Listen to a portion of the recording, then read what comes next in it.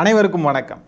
Cinema துறையில் நடித்து அரசியல் துறையில் இங்கேயும் நடித்து கொண்டிருக்கக்கூடியவர் ஒருத்தர் முதலமைச்சராக இருக்கார். அந்த நடிகர் பார்த்தீங்கன்னா சமீபத்தில் திருச்சிக்கு போயிருந்தார். மக்களுக்கெல்லாம் நான் நன்றி சொல்ல போகிறேன் அப்படின்ட்டு. ஆனால் அவர் எங்கேயுமே போய் நன்றி சொல்லலை. அது வெறும் ஒரு பொதுக்கூட்டம் மாதிரி ஒரு கூட்டம் ஏற்பாடு பண்ணி QR கோடு இருக்கக்கூடிய ஒரு 5000 பேர் மட்டும் நன்றியை பெற்றுக்கொண்டு செல்லலாம் அப்படின்ற மாதிரி தான் அந்த கூட்டம் இருந்துச்சு. நன்றி சொல்கிறதுனா ஊருக்குள்ளே இறங்கி ரோட்டுக்குள்ளெல்லாம் போய் மக்கள்கிட்ட தெருவாக போய் நன்றி சொல்கிறது தான் நன்றி. ஆனால் இவர் நன்றி கொடுத்துருக்காரு. அங்கே விஜய் ரசிகர்கள் அதை வாங்கிட்டு போயிருக்காங்க அப்படின்னு தான் சொல்லணும். அந்த கூட்டத்தில் திமுகவை கோர சக்தி, பார சக்தி, தூர சக்தி, துயர சக்தி, துக்க சக்தி இப்படின்ட்டு என்னெல்லாமோ சொல்லிக்கிட்டு இருந்தாருங்க. அது மட்டும் இல்லாமல் திமுக மீது அடுக்கடுக்கான பல பொய்யான குற்றச்சாட்டுகளையும் வச்சுருந்தார்.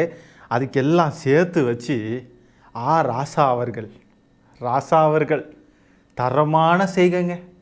அணில் வறுவல், அணில் தந்தூரி, அணில் என்னெல்லாம் உண்டோ, அணில் ஃப்ரையு, அணில் பரோட்டா என்னெல்லாம் உண்டோ எல்லாத்தையும் போட்டு பொரித்து வறுத்து கரிச்சு வேற மாதிரி சம்பவங்க. அல்டிமேட்டான சம்பவங்க. அவர் என்னெல்லாம் பேசியிருக்காருன்றதெல்லாம் இந்த காணொலியில் பார்ப்போம். முதல்ல ஆரம்பிக்கிறதே நீங்கள் குற்றம் சாட்டுறீங்களே ஸ்டாலின் அவர்களை, அவர் யார் தெரியுமா அப்படின்னு ஆரம்பிக்கிறார். அது என்ன ஏதுன்றதெல்லாம் கேளுங்க, அவர் பேசுகிறத கேளுங்க. நான் கேட்குறேன், யாரை பார்த்து நீங்கள் குறை சொல்கிறீங்க? தமிழ் தாய் வாழ்த்துக்கு நீங்கள் போய் கடிதம் கொடுக்குறீங்க. யார் தெரியுமா ஸ்டாலின்? நீங்கள் சொன்ன ஸ்டாலின் சார் யார் தெரியுமா? அரசியல் சட்டத்தால் திருத்தப்பட்ட EWS, economically weaker sections, constitutional mandate once it was past in the parliament, அதை தமிழ்நாட்டுக்குள்ள அனுமதிக்க மாட்டேன்னு சொன்னவர் தான் ஸ்டாலின் சார். நீங்க தமிழ் தாய் வாழ்த்து நீங்க போட்டுக்கிறது என்ன தெரியுமா? வெறும் ஜிஓ, கவர்மெண்ட் ஜிஓ சார். அரசியல் சட்டத்தை மீறினா ஆட்சியில கலைக்கலாம். நாங்க மீறி இருக்கோம் தாழ்த்தப்பட்டவர்களுக்காக, பிற்படுத்தப்பட்டவர்களுக்காக. நீங்க ஒரு தமிழ் தாய் வாழ்த்துக்கு போய் கெஞ்சுறீங்களே, கூத்தாடுறீங்களே, உங்க வீரம் என்ன? இந்த வீரத்தை நாங்க அமலப்படுத்த கூடாதா? ஒன்று தெரிஞ்சுங்க மாண்புமிகு முதலமைச்சர் அவர்களே, நாங்கள் உங்களுடைய கவர்னன்ஸை தான் 6 மாதம் கழிச்சு விமர்சிப்போம்னு சொன்னோம். உங்களுடைய இயலாமையை, டே டு டே அட்மினிஸ்ட்ரேஷனில் இருக்கிற குறைபாடுகளை நாங்கள் விமர்சிக்க மாட்டோம்னு நீங்களும் சொல்ல முடியாது, நாங்களும் கேட்க முடியாது. நாங்கள் டே டு டே அட்மினிஸ்ட்ரேஷனில் சொன்னால் இவ்வளவு கொலை நடக்குது, கொள்ளை நடக்குது, இவ்வளவு கற்பழிப்பு நடக்குது, பாலியல் தொந்தரவு நடக்குதுன்னு சொன்னால் நீங்கள் உடனே விமர்சிக்கிறீங்களேன்னா, நீங்கள் சொன்னீங்களே நான் வந்த உடனே எல்லாம் சரியாயின்னு சொன்னீங்களே. சரி, பணம் இல்லை, நிதி நிலைமை சீர் செய்வதற்கு 6 மாசம் ஆகலாம் அல்லது 2 வருஷம் ஆகலாம்.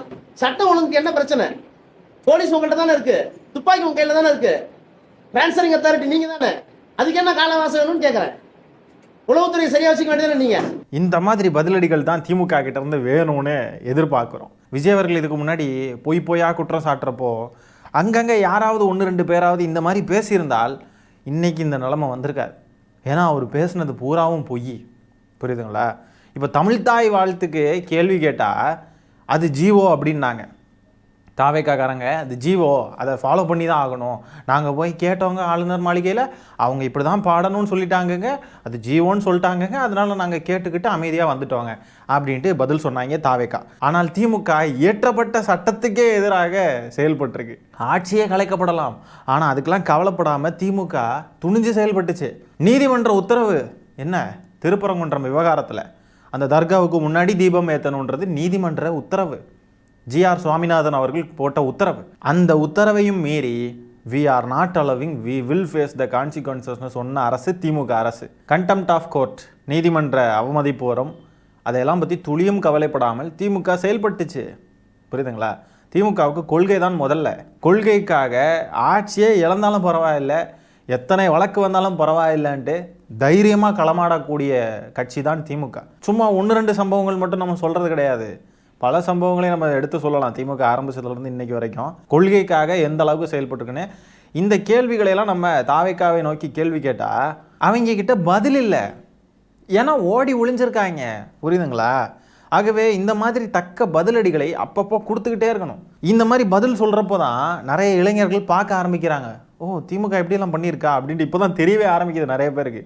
EWSை ஃபாலோ பண்ண மாட்டோம், நாங்கள் விஸ்வகர்மா திட்டத்தை ஏற்றுக்க மாட்டோம்னு சொல்கிறது முதற்கொண்டு, மும்மொழி கொள்கையை ஏற்றுக்க மாட்டோம்னு சொல்கிறது முதற்கொண்டு, இதெல்லாம் என்ன ஏதுன்றதே இன்றைய தலைமுறை இளைஞர்களுக்கு நிறைய பேருக்கு தெரியல. ஆகவே இதெல்லாம் இப்போ தான் தெரிஞ்சுக்க ஆரம்பிக்கிறாங்க. இப்போ இந்த மாதிரி பதிலடிகள் கொடுக்குறப்போ தான் அதெல்லாம் ட்ரெண்ட் ஆகுது சமூக வலைத்தளங்களில். நிறைய பேர் பார்க்குறாங்க இந்த மாதிரி பதிலடிகள் அப்பப்போ தேவை. அடுத்தடுத்து ஆசா அவர்கள் என்னெல்லாம் பேசியிருக்காங்கன்னு பாருங்க.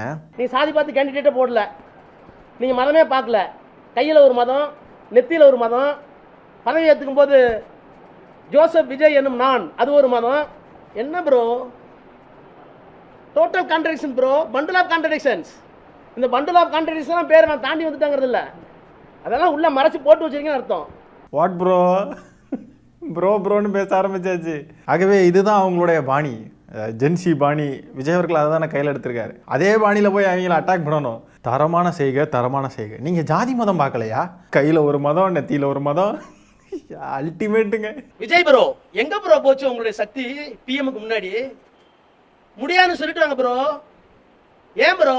Honourable chief minister bro, why bro ஏன் பேசாம வந்தீங்க?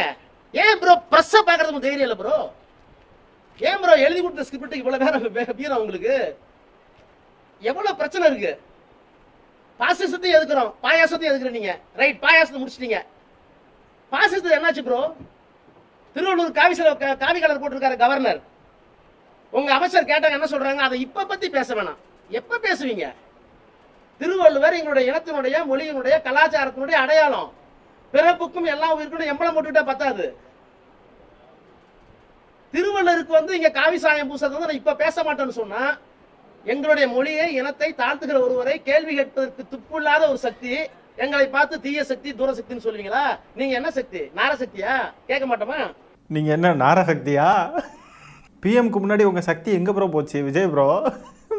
ப்ரோன்னு சொல்றதுலயே அதுவே ஒரு பயங்கரமான ஆயுதம் தான் ப்ரோ சொல்றது.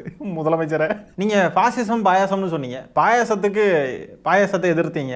சரி, நீங்க பாசிசத்தை எதிர்க்க மாட்டேங்கிறீங்களே அப்படின்ட்டு விஜய் அவர்களுடைய முகத்திரையை கிழித்திருக்கிறார் ஆசா அவர்கள். திருவள்ளுவருக்கு காவி சாயம் பூசுறாங்க, வாயை திறக்கலை.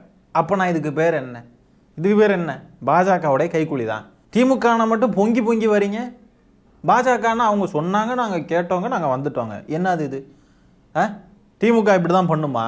இந்த மாதிரி விவகாரங்களில் திமுக எப்படி செயல்படும் தெரியுமா? ஒவ்வொரு வரிக்கும் திராவிட முன்னேற்ற கழகத்தை குறை சொல்வது, ஸ்டாலின் சார் என்பது, அப்புறம் திமுகவுக்கும் தாவேகாவுக்கும் தான் போட்டி, மற்றவங்க எல்லாம் அல்லு சில்லு. யாரு? அதிமுக தேர்ந்தெடுக்கப்பட்ட சட்டமன்ற உறுப்பினர்கள். நான் ஸ்டாலின் ஸ்டார், உங்களுக்கு எனக்கு தான் போட்டி, மற்றவங்க எல்லாம் அல்லு சில்லுனீங்கல்ல. முதலமைச்சர் அவர்களே, உங்களுக்கு ரொம்ப சங்கடமா இல்ல? நான் வேற வார்த்தை பயன்படுத்த விரும்பல. அந்த அல்லு சில்லு வீட்டுக்கு நீங்களே போய் சால்வை போட்டு அவங்களோட ஓட்டை வாங்கினீங்களே, அந்த அல்லு சில்லு கிட்ட போய் கெஞ்சி கூத்தாடினது தில்லு முல்லா அரசியல் அநாகரிகமா? அதை தமிழ்நாட்டு மக்கள் தெரிஞ்சுக்க வேணாமா? நீங்க என்னன்னு பேசுறீங்களா? நான் இப்போதும் சொல்லுகிறேன், இந்த ஆட்சி அமையப்பட்டதற்கு பிறகு ஒரு முதலமைச்சருக்கு தர வேண்டிய மரியாதையை எங்களுடைய தலைவரும் நாங்கள் தர தயார். ஆனால் எங்களுடைய நிலைப்பாடு, உணர்ச்சி வசப்பட்டவர்கள் இந்த ஆட்சியை உருவாக்குவதற்கு ஒரு காரணமாக இருந்திருக்கிறார்கள் என்கிற காரணத்தினால் அதே வழியில் முதலமைச்சரும் செல்லக்கூடாது என்று உங்களை நான் கேட்டுக்கொள்கிறேன். அதே மாதிரி ஒண்ணுக்கும் அரசியல் புரிதல் இல்ல, கவர்ச்சி அரசியல் சொல்றாங்க. சொல்லிருப்பாதே வாதத்துக்கு வச்சுக்குவோம். ஏன் சினிமா நடிகருக்கு கவர்ச்சி அரசியல் இருக்கக்கூடாதா? அந்த கவர்ச்சி அரசியல் இருந்து வெளியே வாங்கன்னு தமிழ்நாட்டு மக்களை கேட்டுக்கிறதுக்கு எங்களுக்கு மற்ற கட்சிகளுக்கு உரிமை இல்லையா? அது என்ன கவர்ச்சி அரசியல் புரிதல் வார்த்தையை பயன்படுத்தினா எனக்கு நல்லா வந்துடும் வார்த்தை. என்ன வார்த்தை வந்துடும்? இது முதலமைச்சருக்கு அழகா? இவர் ஆக்குப்பைங்க கான்ஸ்டிடியூஷனல் சேர் பிரதர் ப்ரோ விஜய் அப்படின்னு நாங்களும் கேட்போம். ஒரு முதலமைச்சர் போறீங்க, நன்றி சொல்றீங்க, திமுக விமர்சிங்க வேணாம்னு சொல்ல, விமர்சிங்க, அதுக்கு ஒரு 5 நிமிஷம் எடுத்துங்க. மீதி 10 நிமிடங்கள் பிரதமரோடு போனேன், சந்தித்தேன், என்ன செய்ய போகிறேன், பிரதமரிடம் மனு அளித்திருக்கிறேன், ஏதாவது சொல்லிருக்கீங்களா? ப்ரோ விஜய், நீங்க சிஎம் விஜய், நீங்க இப்படிலாம் பேசக்கூடாது, இதெல்லாம் ரொம்ப தவறாக இருக்குது, வாயில் வந்துரும்னு பேசுகிறீங்களே அப்படின்னு சொல்லிட்டு நெருக்குன்னு ஒரு கேள்வி. இந்த மாதிரி கேள்விகள்லாம் கேட்டுக்கிட்டே இருக்கணும். முதலமைச்சராக ஸ்டாலின் அவர்கள் இருந்த பொழுது uncle, CM uncle, what uncle, it's very wrong uncle இப்படின்ட்டுலாம் மோசமாக கேவலமாக பேசிக்கிட்டு இருந்தப்போ கூட திமுக சைடில் இருந்து ஒரு எதிர்வினை பெருசாக இல்லை அப்படின்னு தான் சொல்லணும். அதுதான் உண்மை. சில பேர் எதிர்வினை ஆற்றினாங்க, ஆனால் அது கடுமையாக இல்லை. அந்த டைம்லையே முதலமைச்சரை நீங்கள் இப்படி பேசக்கூடாது, ஒரு முதலமைச்சருக்கான நாகரிகம், அவங்களுக்கான ஒரு பண்புன்னு ஒன்று இருக்குது, நீங்கள் அப்படி தான் விமர்சனம் பண்ணணும்னு சொல்லி கொடுத்துருக்கணும். அதுக்கான தரமான பதிலடிகளை கொடுத்துருக்கணும் நம்ம சைடில் இருந்து. அதோடைய எதிர்வினை எப்படி இருக்குன்னு பாருங்கள். சிஎம் விஜய், ப்ரோ விஜய் இப்படி தான் பேசுவான். மாண்புமிகு தமிழ்நாடு முதலமைச்சர் அப்படின்லாம் பேச முடியாது. அந்த இடத்துல மரியாதை கொடுத்துருந்தா இந்த இடத்துல மரியாதை கொடுப்பாங்க. தமிழ்நாட்டு முதலமைச்சராக இருக்கக்கூடிய விஜய் அவர்கள், நடிகர் கட்சி இப்படின்லாம் இப்போ இந்த மரியாதை உங்களுக்கு கிடைக்காம போனதுக்கு காரணம் என்ன அப்படின்னா, நீங்கள் அந்த டைமில் இப்படிலாம் இருந்தீங்க. Bro Stalin uncle, CM uncle, Stalin sir, அப்போ உங்களுக்கும் அந்த மரியாதை கிடைக்காது ப்ரோ, விஜய் ப்ரோ.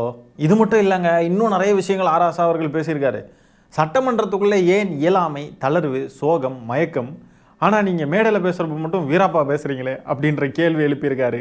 விஜய் ப்ரோவை வச்சு செஞ்சுட்டாருங்க ஆராசா அவர்கள், வச்சு செஞ்சுட்டார்.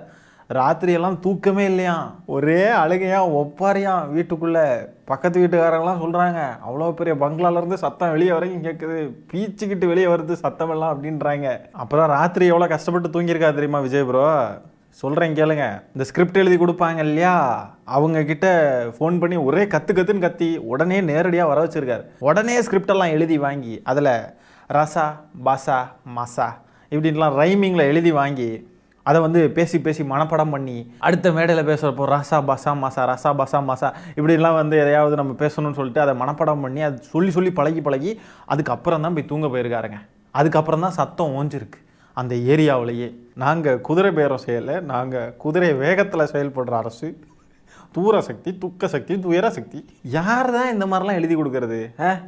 கேட்ட கேள்விக்கு பதில் வராது, அங்கே உட்கார்ந்துருந்து எதுகை மோனையில் பேசிக்கிட்டு இருக்கிறது. ஆகவே ஆராசா அவர்கள் இந்த நடிகர் கட்சியின் தலைவரும் தமிழ்நாட்டின் முதலமைச்சருமாக இருக்கக்கூடிய இந்த நடிகரை வார்த்தைகளால் பயங்கரமாக வெளுத்து விட்டிருக்கிறார். இதை பற்றி என்ன நினைக்கிறீங்கன்றதை கமெண்ட்ஸில் பதிவு பண்ணுங்கள். இந்த காணொளியை நான் இத்துடன் நிறைவு செய்து கொள்கிறேன். நன்றி, வணக்கம்.